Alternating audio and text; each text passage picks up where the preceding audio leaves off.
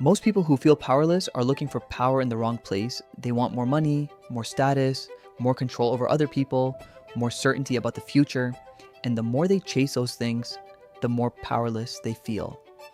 Epictetus never had any of those things. He was born a slave. He had no money, no status, no control over his own body.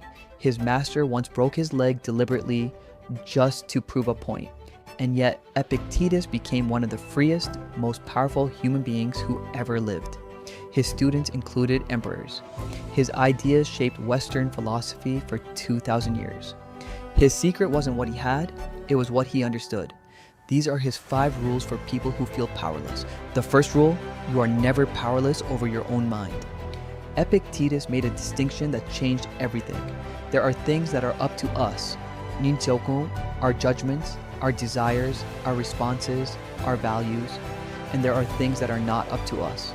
Our body, our reputation, our possessions, other people's behavior. Most people spend their entire lives trying to control things that are not up to them, and they feel powerless because those things resist control. They always will.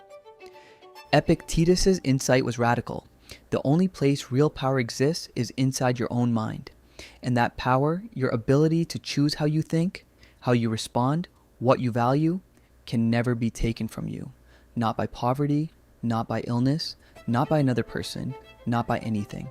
The second rule, your opinion of yourself matters more than anyone else's opinion of you. Epictetus wrote, "It's not what happens to you, but how you react to it that matters." Most people's sense of power rises and falls entirely based on how others see them. A compliment and they feel strong. A criticism and they collapse. Their entire sense of self is rented from other people. Epictetus had a different foundation. He built his identity on his own values and his own judgments, things no one could touch.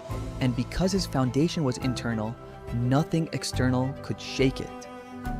The third rule, stop wanting things to be different than they are. This is the most counterintuitive rule Epictetus ever taught. He wrote, "Seek not that the things which happen should happen as you wish, but wish the things which happen to be as they are, and you will have a tranquil flow of life." This is not passivity. This is not giving up. This is the recognition that suffering comes not from what happens, but from the gap between what happens and what you wanted to happen. Close that gap not by controlling events, you can't, but by releasing your grip on how things should be. What remains is not emptiness, it's freedom. The fourth rule, every obstacle is a training ground. Epictetus was a slave, and he used every single limitation, every humiliation, every moment of powerlessness as training for his mind. He didn't wait for better circumstances to practice philosophy. The circumstances he had were exactly the ones he needed. The cold, the hunger, the pain, the constraint, all of it was material for building a stronger mind. This is perhaps his most practical teaching. You don't need ideal conditions to become who you want to be. You need the conditions you already have. The obstacle is not in the way. The obstacle is the way. The fifth rule, freedom is an inside job. Epictetus was legally a slave for years, and yet he wrote that he was the freest man he knew, because he understood something his master never did. You can own a person's body. You can control their movements, their work, their circumstances, but you cannot touch their mind unless they let you.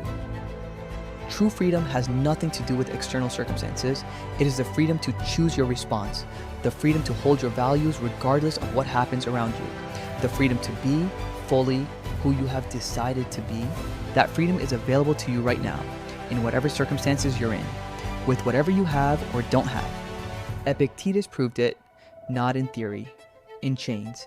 If this gave you something useful, please like and subscribe. The books that inspired this video are linked below. See you in the next one.